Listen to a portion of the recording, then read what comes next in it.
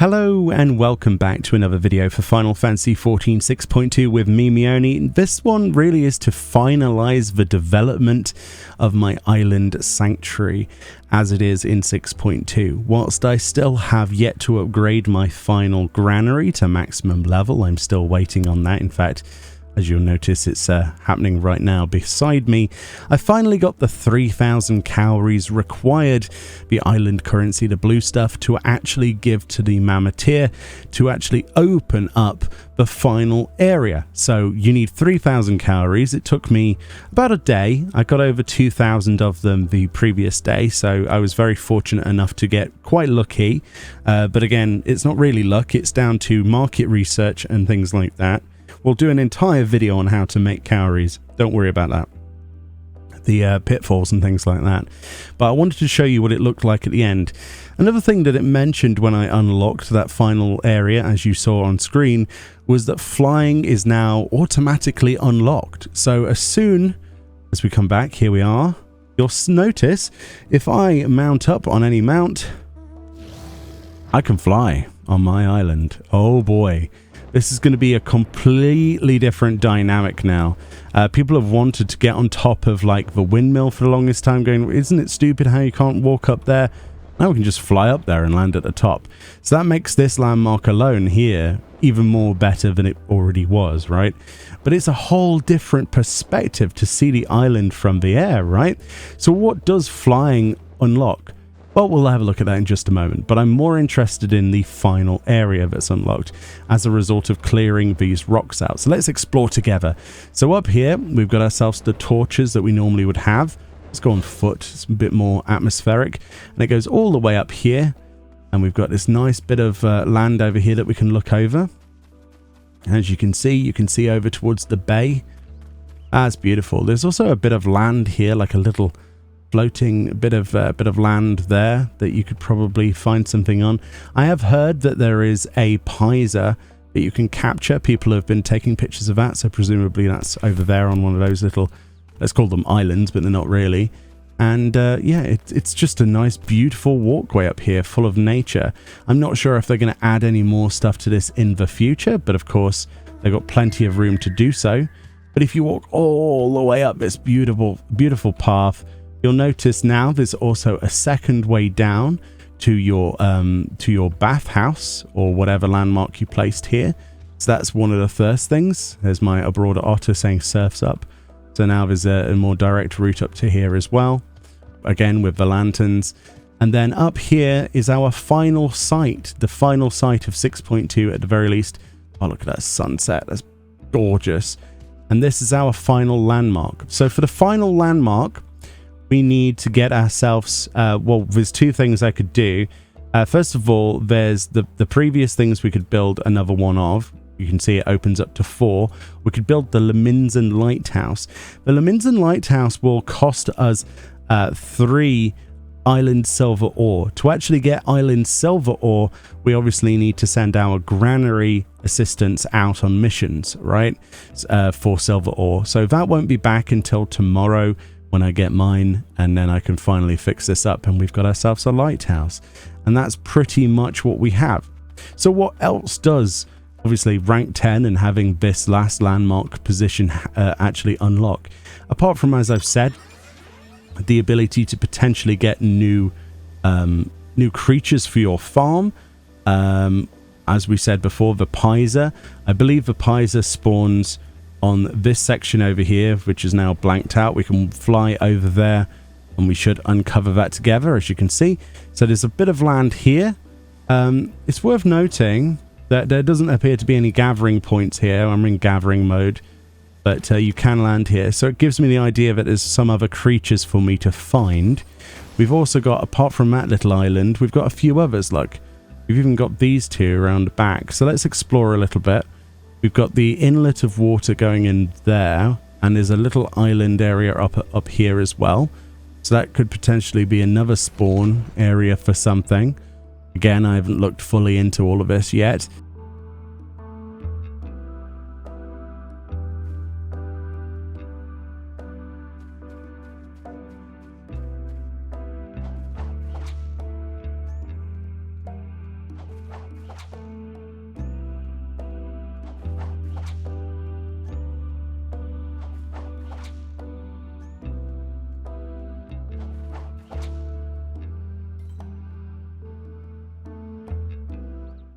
And there's also one down here, but it's nice to be able to see all of these extra bits of land that could potentially be turned into other things, I guess, or spawn locations to things. And then we walk over back to this area.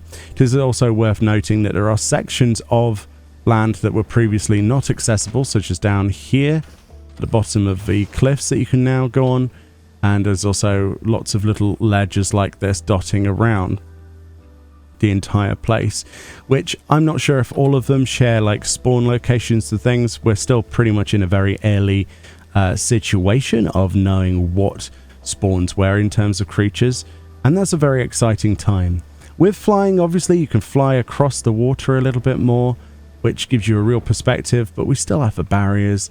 It is an absolutely beautiful island when you can see it from above, and we have all these lovely islands over here as well. Look at these.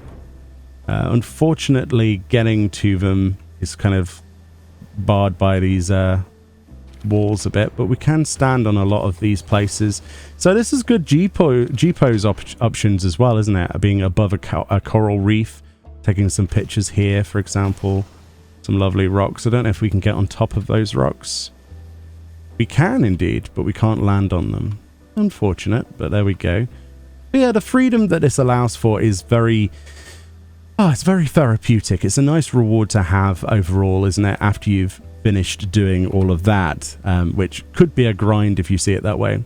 The other place that people will obviously be interested in is the True Summit, and is also a small spring. So let's actually have a look at this. So if we were to go up normally, up the normal path, you would notice that there is a bit of a dead end. Obviously at rank 8, you probably would have started getting some of the stuff with the pickaxe, right? All of this stuff is a great place to rotate through, and obviously goblins. But it's sort of cut off at this point. It felt like at some point there might be like a hole drilled in the mountain or something. Turns out that is not the case, and in actual fact, that's pretty much it for that. You just have to fly up. Flying is very much required for the top, and at the very top, the tippy top of the summit, you probably have the best view of the entire island, and you also have nodes, and these nodes are in a perfect rotation. So if you wanted to do a gathering rotation, you've got island quartz up here.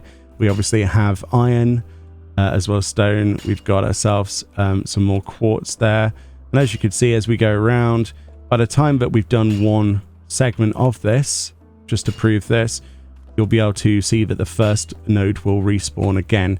So if you're the sort of person who likes to rotate around in a circle and get materials, this is actually a very viable option to do. Obviously there's the last node, and boom, the first one's back again. So wow, what a view. If it wasn't nighttime right now, this would be probably one of the most beautiful views you can imagine. But you could see the sheer scale of this island. It's not a small island at all. You can't jump off this, by the way, either. I tried before, but wow, that's really cool, isn't it? You can see the lights on from all the encampments that we built. That's really cute. This obviously isn't everything though. There is also a small spring. I have no idea what's down here. Let's go and have a look together. This is more of an exploratory video than anything. Oh, there are actual nodes down here? Oh, cool. I didn't know this. Oh, this is beautiful. Wow. And they're the same kinds of nodes at the moment, at least until, you know, if they add any more updates to this so we can get our quartz.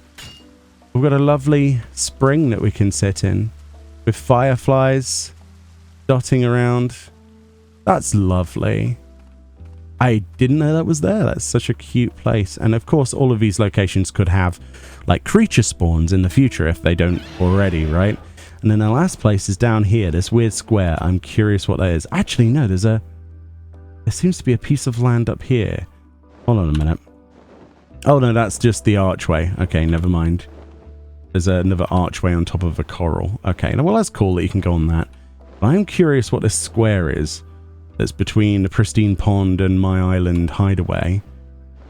But yeah, the advantage is now that we can just fly around to our heart's desire. Personally, I didn't think that flying was necessary. Like, it's nice that it exists, but I didn't think it was necessary, really.